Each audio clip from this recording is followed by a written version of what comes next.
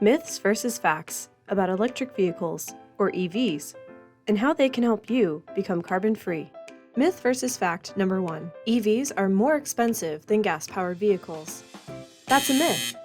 Thanks to no gas costs and low maintenance needs, you can save $6,000 to $10,000 over the lifetime of an EV. Government incentives can also reduce the upfront cost of buying certain EVs. Myth versus fact number 2. EVs are better for the environment. That's a fact. EVs have no tailpipe emissions. This means you and everyone around you can breathe easier.